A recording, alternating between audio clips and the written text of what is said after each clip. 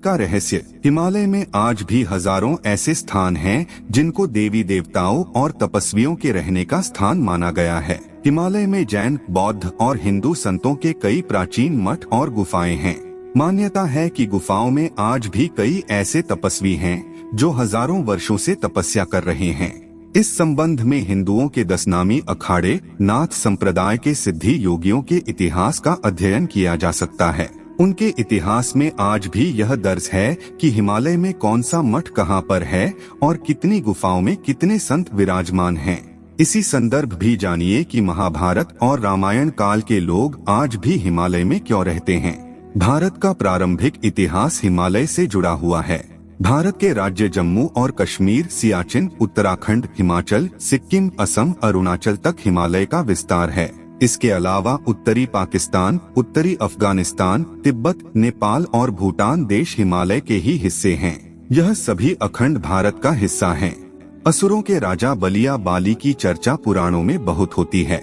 वह अपार शक्तियों का स्वामी लेकिन धर्मात्मा था। दान पुण्य करने में वह कभी पीछे नहीं रहता था। उसकी सबसे बड़ी खामी यह थी कि उसे अपनी शक्तियों पर घमंड था और वह खुद को ईश्वर के समकक्ष मानता था और वह देवताओं का घोर विरोधी था।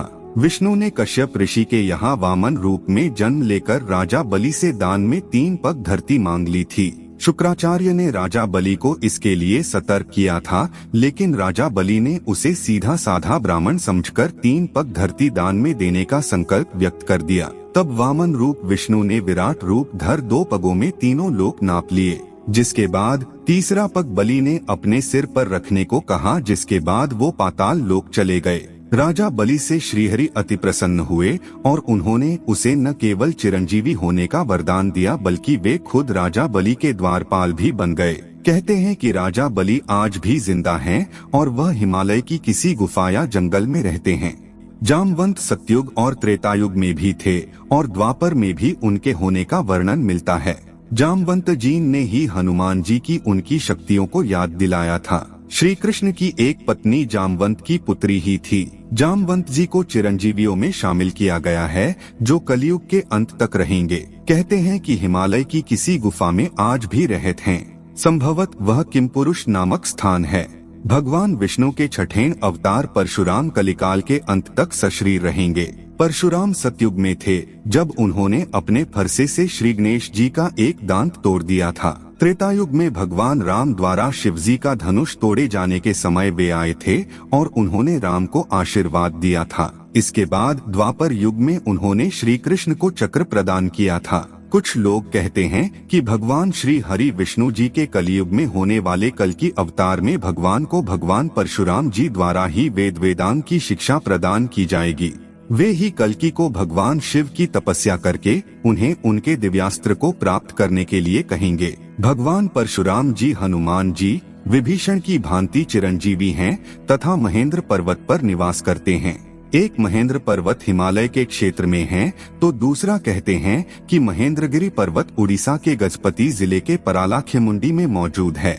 भगवान शिव के परम भक्त ऋषि मार्कंडेय ने कठोर तपस्या से भगवान शिव को प्रसन्न कर लिया था। कहा जाता है इन्होंने महामृत्युंजय जाप को सिद्ध करके मृत्यु पर विजय प्राप्त कर ली थी और यह हमेशा के अजर अमर हो गए। ऐसा कहा जाता है कि वे भी हिमालय की किसी गुफा में रहते हैं।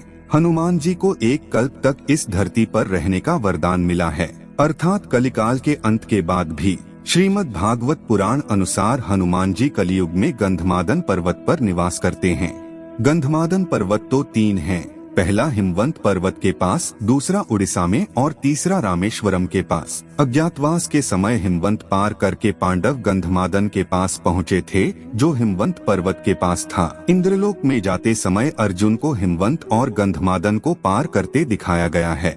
मान्यता है कि हिमालय के कैलाश पर्वत के उत्तर में गंधमादन पर्वत स्थित है, दक्षिण में केदार पर्वत है। सुमेरु पर्वत की चारों दिशाओं में स्थित गजदंत पर्वतों में से एक को उस काल में गंधमादन पर्वत कहा जाता था। आज यह क्षेत्र तिब्बत में है।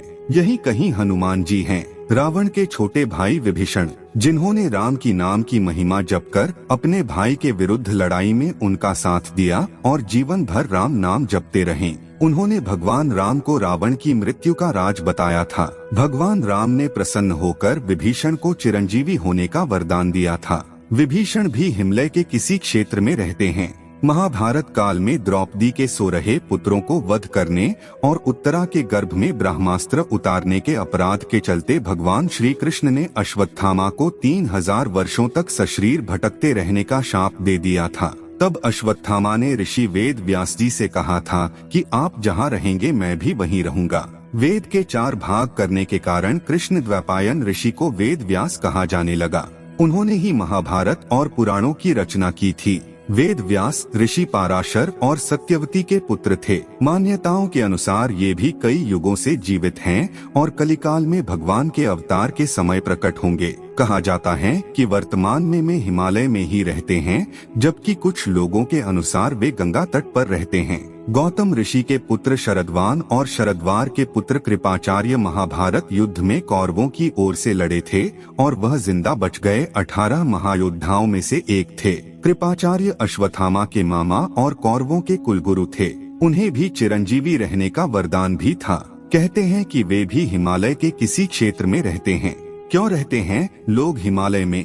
हिमालय क्षेत्र में प्रकृति के सैकड़ों चमत्कार देखने को मिलेंगे। एक ओर जहां सुंदर और अद्भुत झीलें हैं, तो दूसरी ओर हजारों फुट ऊंचे हिमखंड, हजारों किलोमीटर क्षेत्र में फैला हिमालय चमत्कारों की खान है।